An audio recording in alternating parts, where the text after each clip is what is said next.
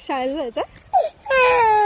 आमच्या वेळी आम्हाला शाळेत जायसाठी आई वरडायची आणि आम्ही रडायचो. इथं बघा ही खोळ शाळेत जायचं ह्याला म्हणून ही रडते.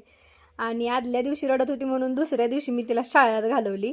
आणि शाळेत जाताना एवढी खुश झाल्या बोलायचं काम नाही, पण जेव्हा हिला अभ्यास करायला लागेल ना तेव्हा कळेल शाळेत जाताना कसं खुश व्हायचं असतं. आणि शाळेत पण निवांत बसली होती, पण आमच्या वेळेस असं नव्हतं. आम्हाला कधी शाळा सुटलं आणि घरी जायला असं होत होतं. पण ही शाळेतनं माघार येताना पण नको म्हणत होती, मला यायचं नाही म्हणून. पण तिथं टीचर जवळ ठेवून हिला काय करायचं होतं, तिनं ठेवून तर गेलं नको आहे. नंतर ना आम्ही चाललो आमच्या ताईंकडं. आणि तिथं गेल्या गेल्या यांनी काय विचारतात बघा. आणि त्यांनी गेल्या गेल्या सहज विचारलं होतं, पण खरंच आज आमच्या ननंदबाईंनी नाश्त्याला डोसं बनवायचा प्लॅन होता त्यांचा. आणि आम्ही तेवढ्यात गेलतो, पण इथं माझा उपवास होता आणि यांना माहित होतं माझा उपवास आहे, तरी पण बघा माझं मन कसं बघताय. आणि सगळी चटणी सोबत डोसा खात होती. पण अंशूच आमच्या काय तर वेगळंच असते, त्याला तिखट लागतंय. पण याच्यापेक्षा बारकी जाणं आहे तरी ती तिखट ही सगळं खाती, जी बनवल ती खाते. तिला असं तिखट वगैरे लागत नाही, पहिल्यापासूनच सवय.